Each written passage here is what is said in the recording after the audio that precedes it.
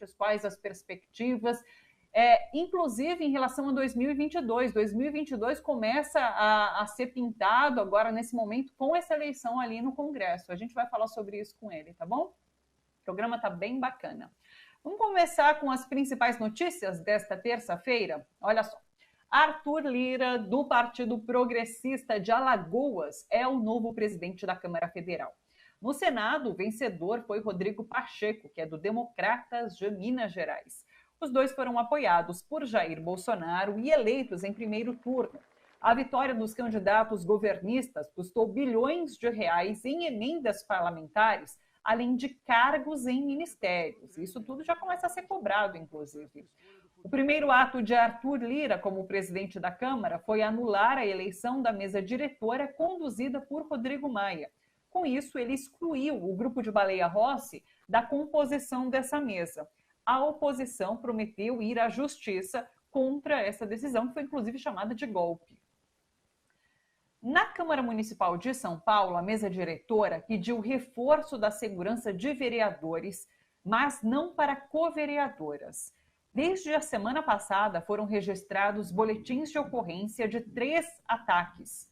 2 deles contra as co-vereadoras Caroline Yara e Samara Sóstenes, que tiveram as suas casas alvejadas por tiros. Já a vereadora Érica Hilton recebeu ameaça de um homem dentro da Câmara Municipal. As 3 são transgênero. Segundo a presidência da Câmara, somente a vereadora, a Érica Hilton, tem direito à segurança de funcionários da casa para fazer essa escolta. As co-vereadoras que foram eleitas no mandato coletivo não têm direito ao reforço na segurança porque oficialmente não são titulares do mandato. O Conselho de Ética da Assembleia Legislativa de São Paulo deu início a um processo contra o deputado Fernando Cury, do Cidadania, por importunação sexual. Em dezembro, para lembrar, Cury foi flagrado apalpando os seios da deputada Isa Pena, do PSOL, isso no plenário da Lesp. Ele terá 5 dias para apresentar sua defesa. A primeira reunião do Conselho de Ética já acontece amanhã. A expectativa é que esse processo esteja concluído até março. A Polícia Federal iniciou hoje uma operação para investigar uma quadrilha que usou aviões da FAB, a Força Aérea Brasileira, para o tráfico internacional de drogas. A polícia cumpre 15 mandados de prisão no Distrito Federal por associação criminosa e lavagem de dinheiro. A Justiça Federal determinou a apreensão de carros e mansões compradas com dinheiro vivo pelos integrantes do grupo, entre eles oficiais das Forças Armadas. A operação da Polícia Federal tem relação com a prisão em junho de 2019 do sargento da Aeronáutica Manuel Silva Rodrigues. Ele foi preso na Espanha ao desembarcar em Sevilha com 39 quilos de cocaína na mala. O sargento estava num avião que fazia parte da comitiva de Jair Bolsonaro. Ele foi condenado, então, a 6 anos de prisão na Espanha. A produção industrial no Brasil despencou 4,5% em 2020. Esses dados foram divulgados hoje pelo IBGE. Essa é a segunda queda em 2 anos consecutivos. O maior peso nesse índice negativo veio do setor automotivo. E o ministro Ricardo Lewandowski enviou aos ministros da segunda turma do STF as mensagens trocadas entre o juiz Sérgio Moro e os procuradores da Operação Lava Jato. Diálogos que foram incluídos na reclamação encaminhada pela defesa do ex-presidente Lula. A segunda turma é que vai julgar essa suspeição de Moro. Lewandowski disse considerar o conteúdo dessas mensagens de indiscutível interesse público e institucional. Para muitos juristas, esses novos diálogos divulgados fazem aumentar a urgência do julgamento de suspeição de Sérgio Moro. E especialistas em direito apontam que está claro que Moro tem dos procuradores para incriminar o ex-presidente Lula, o que é ilegal. Juristas também afirmam que foram inúmeros os crimes cometidos durante a operação e a única alternativa é a anulação desse processo, dos processos da Lava Jato, inclusive. Uma última notícia, a eficácia da vacina russa Sputnik V contra a Covid é de 91,6%. Os resultados preliminares foram publicados pela revista The Lancet, que é uma das mais respeitadas no mundo. A Sputnik V ainda não está sendo testada no Brasil. A Anvisa, Agência de Vigilância Sanitária, analisa um pedido para que essa vacina comece os testes aqui no país. Vamos bater um papo agora sobre esse cenário com o Silvio Catiabava, sociólogo, diretor do jornal Le Monde Diplomatique Brasil, que participa às terças aqui com a gente. Oi, Silvio, tudo bem por aí? Aí já choveu, porque aqui está uma escuridão. Está chovendo. Estou assistindo aqui da janela. Tá, os trovões também. Aliás, O Silvio está em São está Paulo, eu estou aqui trovejando no na ABC. política também, né? Nossa, nem me fala, né? Quanta coisa que aconteceu de domingo para hoje, terça-feira. E agora a gente teve ontem concluídas essas eleições no Congresso, Câmara, Senado. Os vencedores são aliados de Bolsonaro, foram apoiados para que conseguissem chegar à vitória nessas eleições, inclusive ali com liberação de emendas parlamentares, com promessa de ministérios. E agora eu quero saber de você, como que você viu a eleição desses dois ali na Câmara e Senado, se de fato Bolsonaro saiu ganhando, ou se ele fica refém desse Congresso por conta dessas promessas que foram feitas. Como que você viu tudo isso, Silvio? Olha, eu vejo assim que a escolha entre um e outro não era muito distinta, né? O próprio Rodrigo Maia estava na conspiração que promoveu o golpe que derrubou a presidente Dilma. Quer dizer, está saindo recentemente, aí vai sair em abril, um livro do Eduardo Cunha, né, que denuncia isso. Quer dizer, o golpe foi urdido no apartamento do Rodrigo Maia. Então, a opção pelo candidato do Rodrigo Maia também já não era essa beleza, né? Mas o Arthur Lira, que ganhou agora a presidência da Câmara, é ele que tem a possibilidade de encaminhar os pedidos de impeachment. Ele não vai fazer isso, né? E o Arthur Lira tem uma história também. Ele era da tropa de choque do Eduardo Cunha no Congresso, vamos deixar claro. O Eduardo Cunha foi condenado a 14 anos de prisão por corrupção e por manipulação política, né? E, enfim, quer dizer, ele está com duas condenações em duas instâncias, o Arthur Lira, né? Por corrupção, está recorrendo, né? E, de Inclusive, fato, Silvio, por isso, por conta dessas condenações, que ele não pode nem fazer parte da linha sucessória da presidência da República, né? Eu estava lendo agora há pouco isso. Então, caso saia presidente e vice, ele não pode assumir. Pode, né? Mas a questão de fundo é mais complexa, né? Porque, de alguma maneira, quer dizer, o que nós estamos vendo é um Congresso comprado. Está dito 3 bilhões de recursos extraordinários para as emendas, no momento em que não tem dinheiro para combater a pandemia, né? Foram liberados, né, para garantir a fidelização dos deputados. Quer dizer, nós estamos vendo as consequências do que foram as medidas anteriores, por exemplo, quando foi permitido o financiamento pelas empresas das candidaturas de deputados. Não sei se você lembra disso, né? Antes era proibido, depois foi liberado, e aí foram se constituindo bancadas de interesses corporativos. Você tem a bancada do boi, você tem a bancada da indústria farmacêutica, tem a bancada da bala, tem a bancada evangélica, né? Quer dizer, e a questão do programa dos partidos políticos foi refada. Quer dizer, então, hoje, né, a importância que tem programática dos partidos políticos tende a zero. Você não sabe o que cada partido defende, né? Seja para enfrentar a crise imediata, seja como um projeto de desenvolvimento para o Brasil, né?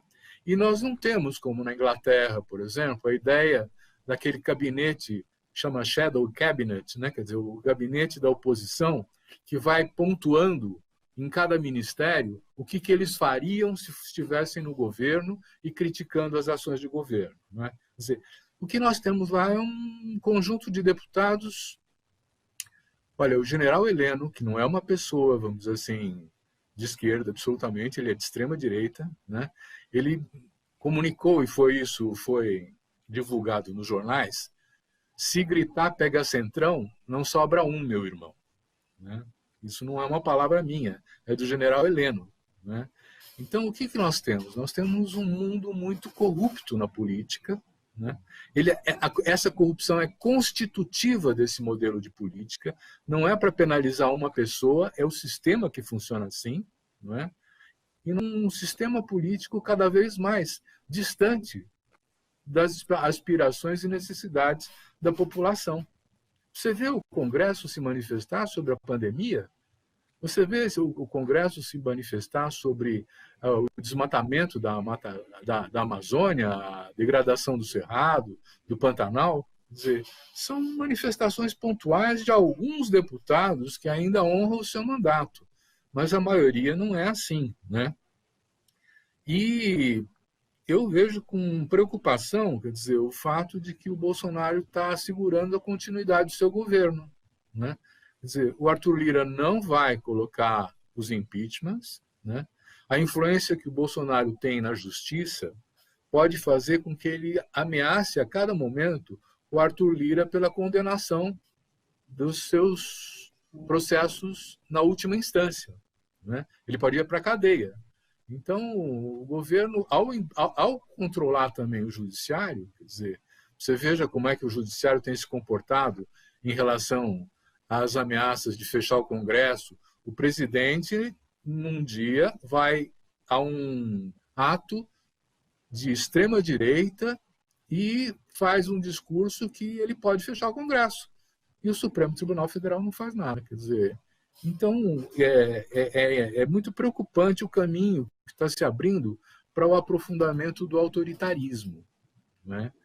Porque se o parlamento era, de alguma maneira, uma esperança de controlar os exageros, vamos dizer assim, do executivo, agora ficou mais difícil.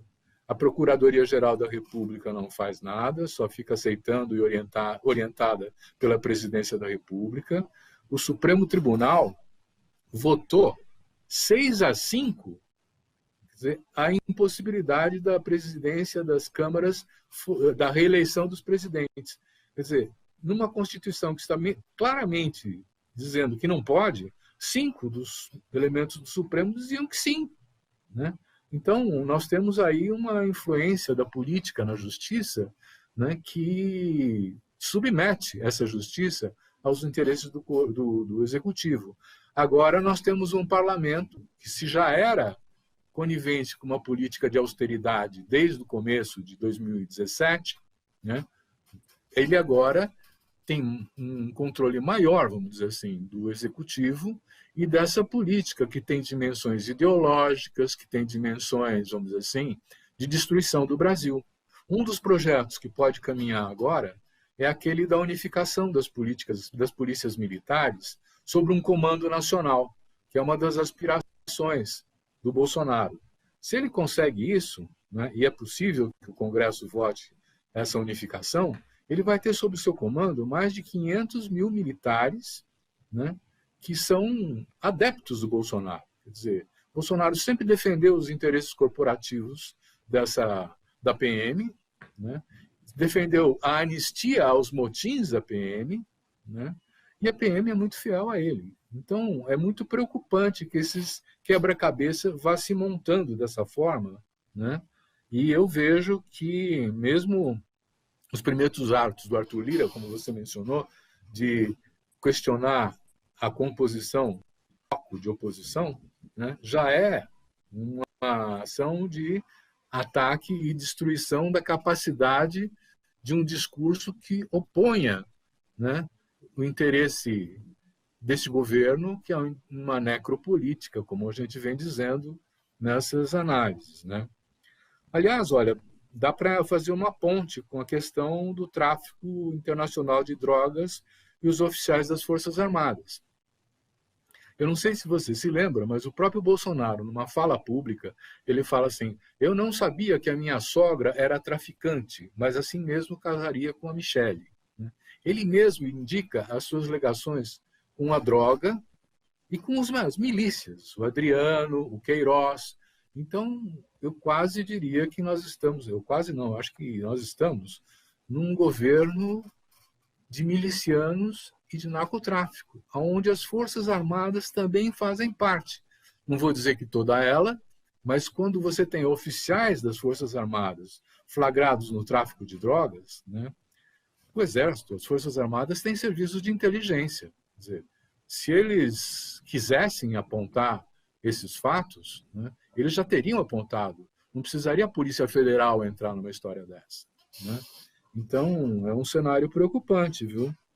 Também a história dos ataques à bala aos candidatos da Câmara, aos vereadores, é essa polarização, essa exacerbação da violência, essa linguagem da truculência, essa intolerância, essa moral conservadora calvinista, vamos dizer assim, que não permite reconhecer o diferente, que não permite a existência dos trans, que não permite a existência da homossexualidade, quer dizer, que tem um fundamento que você não consegue explicar. Quer dizer, é um fundamento de fé, é um fundamento religioso, onde a igreja evangélica, não toda ela, mas essa fundamentalista, tem uma grande responsabilidade. Então, nós estamos vendo um cenário em que a composição desse mosaico, né, é muito preocupante. Ela não tem levado para outro caminho senão o fechamento, o autoritarismo, a intolerância, a violência, e o Brasil indo para baixo, né, para o quinto mundo. Né? Como você colocou, primeiro que está tudo dominado, o cenário de fato muito ruim, é dos piores. Se até ontem a gente discutia alguma possibilidade de impeachment, Rodrigo Maia chegou inclusive a anunciar, por conta de ter sido traído, que poderia chamar a abertura de desses processos, né? Agora a gente não pode nem mais falar na possibilidade de impeachment via Congresso, via Câmara dos Deputados, porque certamente Arthur Lira não vai chamar nenhum desses processos. Então é uma situação bastante difícil. A oposição vai ter que lutar muito, vai ter que adotar novas estratégias para conseguir enfrentar essa situação. Deixa eu fazer uma ponte desse nosso papo sobre justiça também, com essa novidade no caso do ex-presidente Lula, no habeas corpus ali no STF. A gente vem noticiando esses dias, desde a semana passada, esses novos diálogos que foram liberados a partir da posse de material pela defesa do ex-presidente, liberada pelo STF. E agora a gente tem Lewandowski, ministro do STF, encaminhando essas mensagens ali para a segunda turma, que é quem justamente vai julgar esse habeas corpus. Com possibilidade, inclusive, desse julgamento acontecer, ó o trovão, agora em fevereiro, ou pelo menos nesse primeiro semestre de 2021.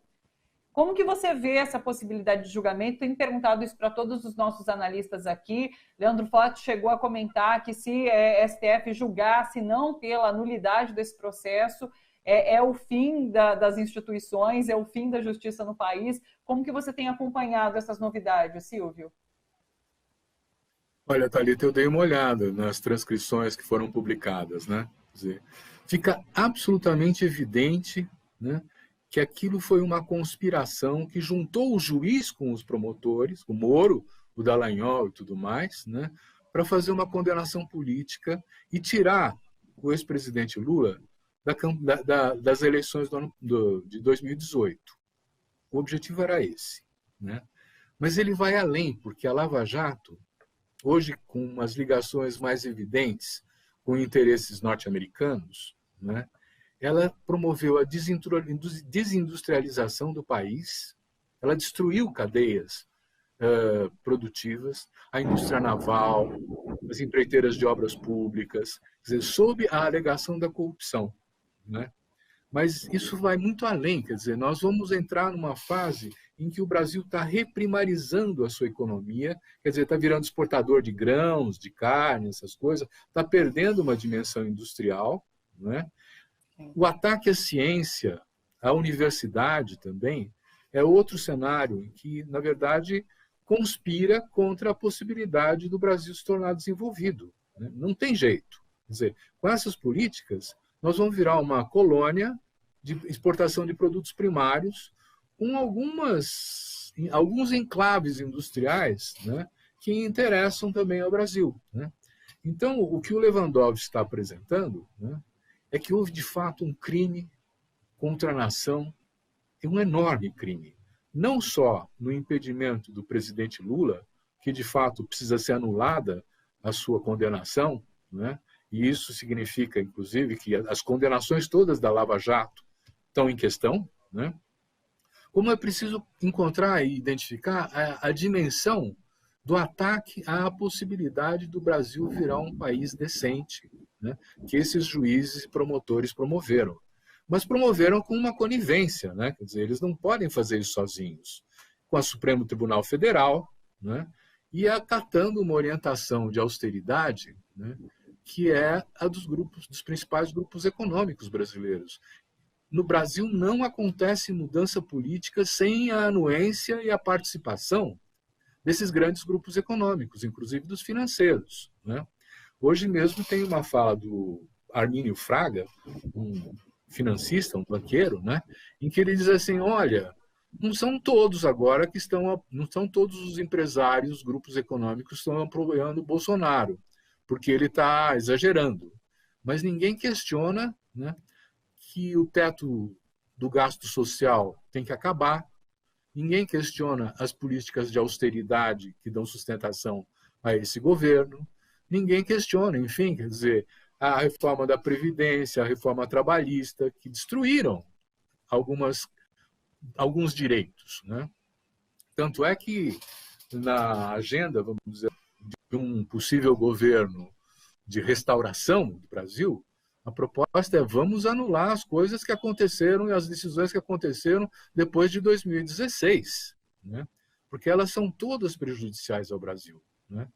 Então, a crise está posta, o Lewandowski fez muito bem em publicar, em divulgar essas falas, essas transcrições, mas a percepção do que aconteceu vai muito mais além, né, do que perceber que, de fato, né, o ato foi para afastar o Lula das eleições de 2018 e impedi-lo, né, de ganhar uma outra vez as eleições.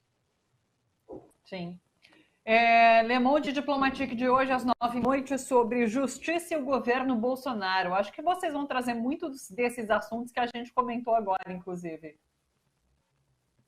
Verdade, olha, vai ser uma discussão muito interessante. Nós estamos trazendo uma discussão do quanto a Constituição está sendo respeitada ou não, né? E de que políticas o Judiciário está lançando mão para poder fazer um projeto que, na verdade, não é um projeto de justiça, é um projeto de classe, de raça, de gênero, né? Então, vamos assistir que vale a pena. Hoje às 9h30, pessoal, programa Le Monde Diplomatique Brasil aqui na TVT, tá bom? Silvio, beijo grande para você, muito obrigada mais uma vez e até semana que vem.